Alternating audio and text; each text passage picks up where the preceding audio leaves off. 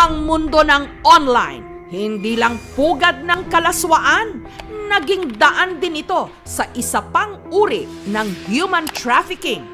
Mga biktimang nangarap ng mas magandang buhay sa ibang bayan, pero sa huli, sila'y inabuso at sinaktan.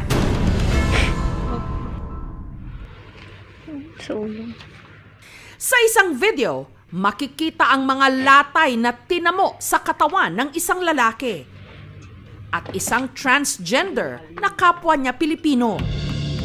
Ang mga videong ito ng pananakit nakunan sa isang lugar sa bansang Myanmar o ang dating Burma. Pinangakuan daw sila ng magandang trabaho at malaking sweldo, pero lingid sa kanilang kaalaman at labag sa kanilang kagustuhan, nauwi sila sa pagiging cyber slaves. Grabe yung mga tama mo sa likod, ah. Nakausap ko ang dalawang biktimang nasa video. Itago natin sila sa mga pangalang Ray at Isabel. Kwento ni Isabel, dati siyang teacher at call center agent sa Pilipinas. Ang sweldo niya noon, pumapatak ng 30,000 pesos kada buwan. Dati namang transport driver si Ray na may sweldong 15,000 pesos kada buwan. Hanggang noong November 2022, nakita ni Isabel sa isang social media platform na naghahanap sila ng customer service representative o call center agent sa Thailand. Paano kayo na-recruit dito sa ganitong klase ng trabaho? At sa ibang mga social medias. Ngayon po, meron po doon na customer service hiring. Nag-leave naman ako ng name and contact number ko.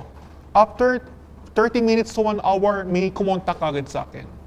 Si Ray naman, may nakilalang agent, Disyembre ng taon ding yon. Mabilis daw na naproseso ang kanyang mga papeles dahil ang ilan sa mga ito, pineke pa di umano ng nagpakilalang recruiter.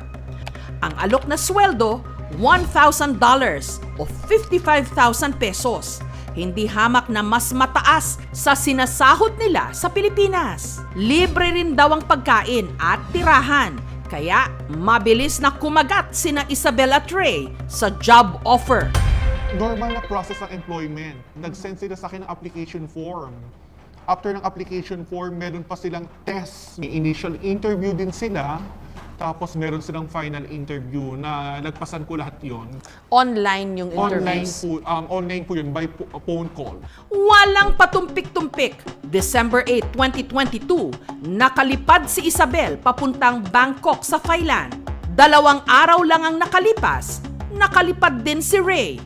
Sabi ni Isabel, sa immigration counter pa lang sa airport sa Thailand, napansin na niya ang tila VIP treatment na ibinigay sa kanya. Feeling ko immigration officer siya kasi naka-uniform siya. Hindi ako pumila doon sa immigration lane ko saan may ibang mga foreigner. Nagbukas siya ng sarili niyang booth para sa akin. Ako nang mag-isa doon.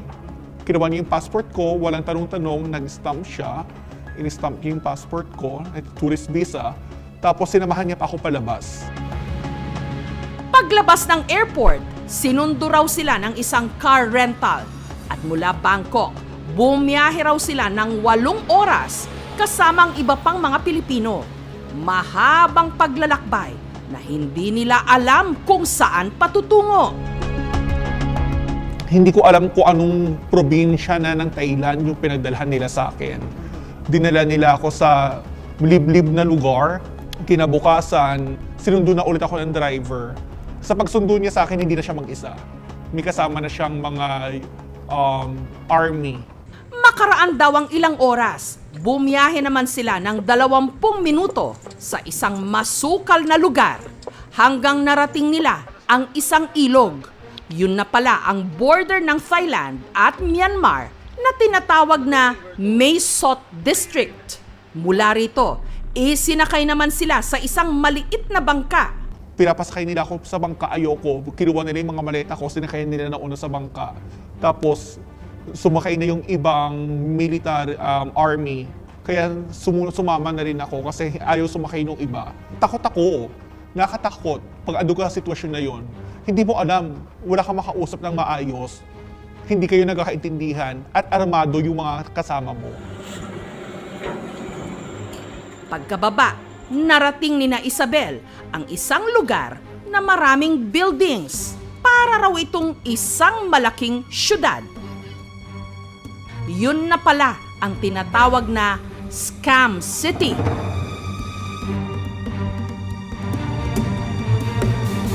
Kung saan nagaganap ang iba't ibang uri ng scam operations o pambubudol.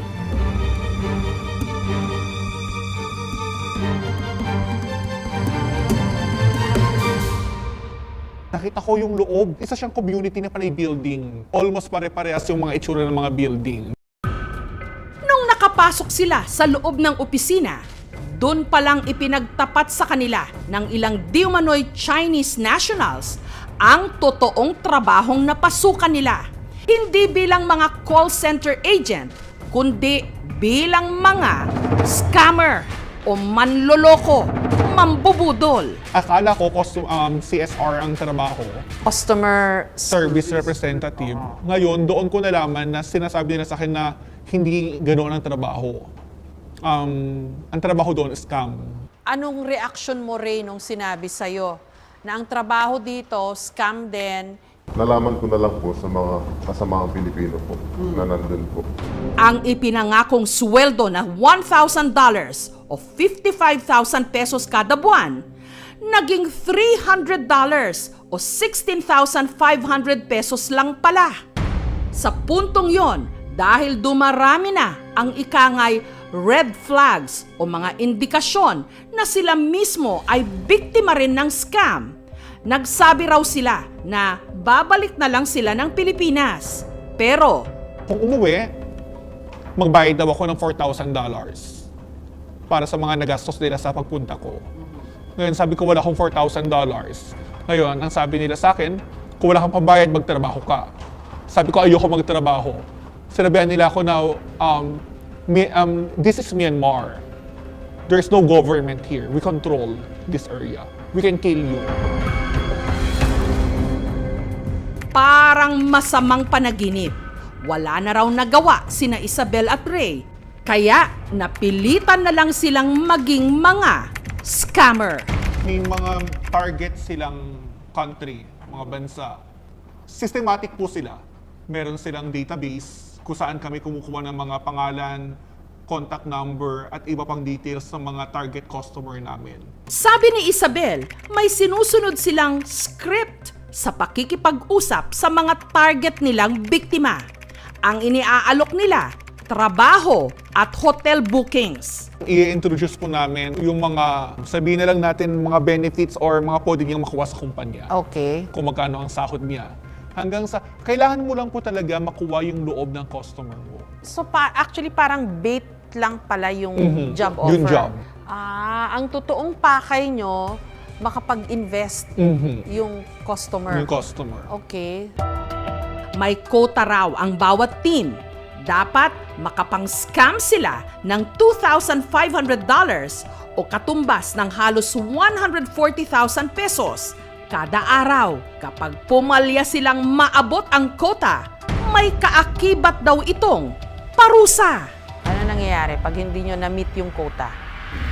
Pag hindi po na ano yung quota, may time po na tatanggalan po kami ng meal card, ganun po. Meal card? Yung access po namin sa pagkain. Hindi kayo pakakainin.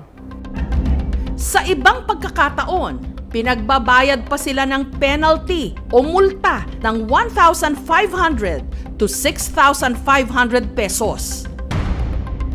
Pero ang pinakamalala sa lahat ng parusa, ang pananakit sa kanila. Sa videong ito, pinatatakbo ang ilang mga biktima sa isang basketball court ng mahigit 1 oras. Sa isa pang video, makikitang pinatayo ang isang babaeng biktima. Maya-maya pa, paulit-ulit na siyang pinalo ng yantok sa loob ng isang kwarto. Sa isa pang video, makikitang nakahilera ang mga biktima para parusahan. Pag ubus na yung pera mo, Doon ka na po nila sasaktan. Palala ng palala po yung punishment. sinasabi ng kumpanya, damihan nyo yung maluloko ninyo. Dahil kung hindi, paparusahan kayo, sasaktan kayo. At ang mas malala, meron ding kinuryente. Suntok, hampas, Tadya. sipa, kung ano-ano yung hinahampas sa akin, keyboard, may kahoy, may bakal, may latigo. Wala silang bukang bibig kung hindi kontrolado namin ang lugar na to. This is Myanmar to. Pera namin ang natakbo dito. Pwede ka namin patayin kung gusto namin patayin. Naroon ang prostitution. Naroon ang umiikot ang mga drugs. Naroon ang meron silang sinasabi na kaya mayroon kaming mga blood testing ay para sa mga organ trafficking. Lahat po ng mga pwedeng krimen or mga hindi magandang gawain, naroon po. Para siyang hell on earth, parang impyerno. Dahil sa mga pang-aabusong naranasan at nasaksihan, gumawa ng paraan sina Isabel at Ray para makausap ang police attaché ng Embahada ng Pilipinas sa Bangkok. Ang problema, may nagsumbong sa kanilang plano, kaya nagsimula na raw ang kanilang mas matindi pang kalbaryo.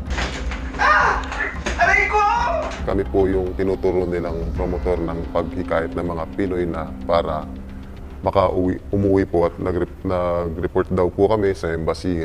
Nauna po siya sa akin. Then after a few minutes, ako naman po yung sinunod nila. Bugbog din. Same din sa harap ng maraming empleyado. Hahatawin ka kahit saan parte na gusto ka nilang hatawin po. Kaya ang ginawa na lang namin po, ang sinafety na lang po namin yung ulo namin. Sa mga videong ito, makikita kung gaano kalala ang sinapit ni na Isabel at Ray. Si Isabel nagtamo ng mga latay at pasa sa likod at balikat, habang si Ray may mga latay sa braso, balikat, likod, pati na sugat sa ulo. Akala raw nila nung mga oras na yon, katapusan na nila. Mind-boggling nitong napasok nyo. Ano yung mga naiisip nyo habang nangyayari lahat ng ito? Sa totoo lang, nagpapasalamat lang po ako na buhay ako. Kasi akala ko talaga hindi na ako mabubuhay eh.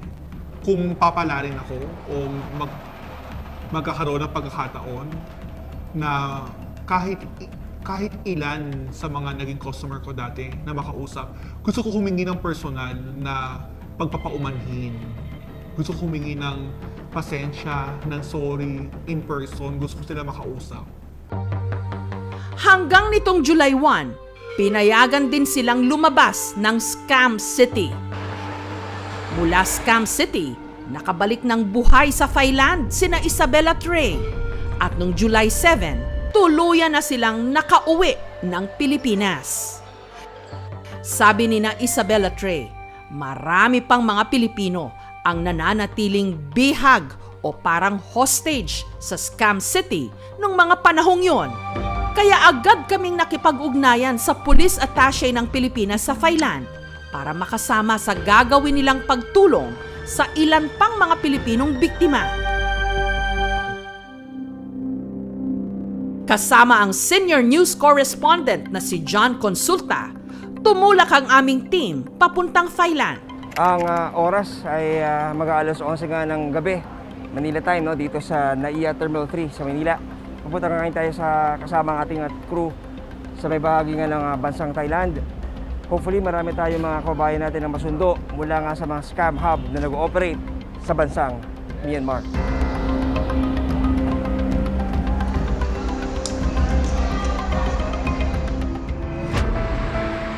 Pagdating ng Bangkok sa Thailand, agad nakipag-ugnayan ng grupo sa police attaché ng Embahada ng Pilipinas. Pasakay na nga tayo ngayon sa ating van na magdadala sa atin sa Mae Sot City. Ito yung lungsod dito sa Thailand na may border sa Myanmar. Pero bago nga ito ay ating munang katatagpuin ang ating mga kontak na sasama sa atin sa ating isasagawang rescue operation.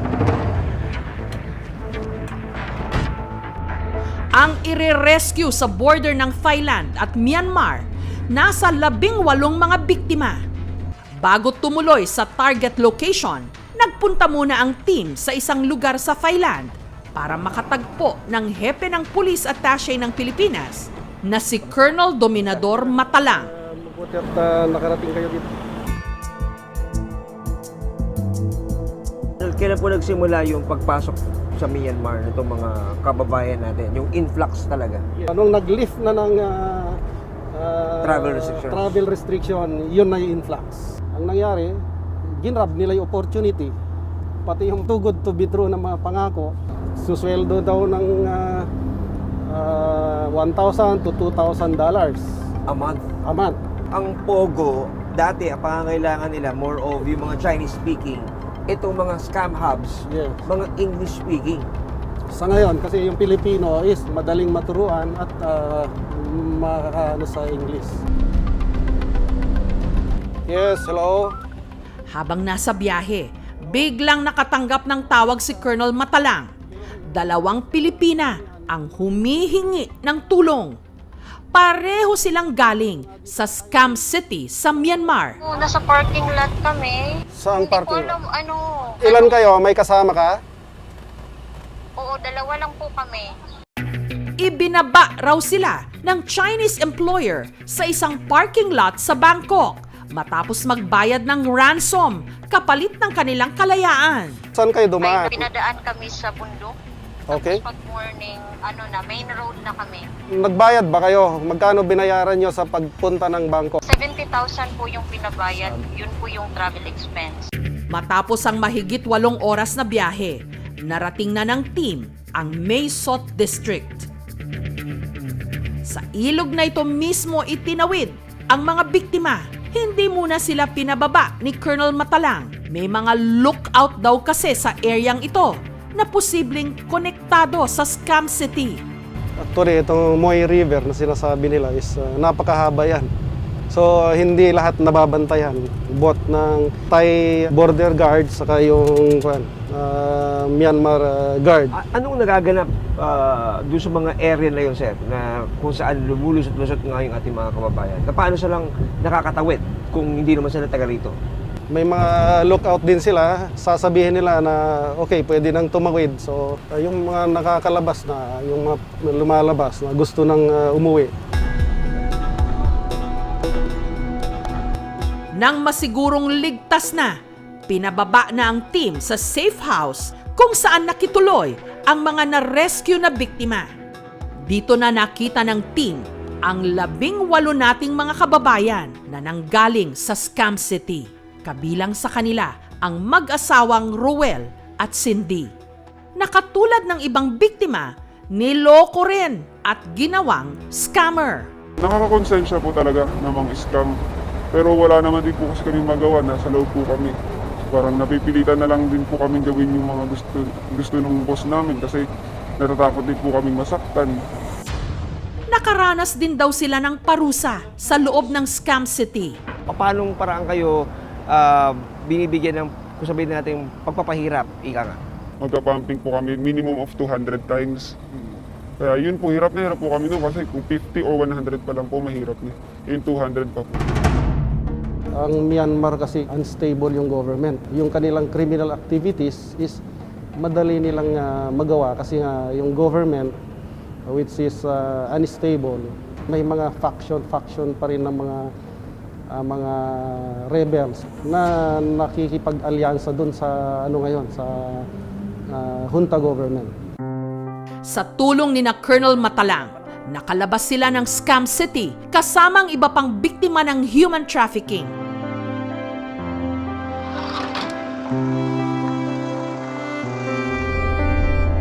Mula Mae Sot District, bumiyahe sila pabalik ng Bangkok hanggang sa tuluyang nakauwi ng Pilipinas.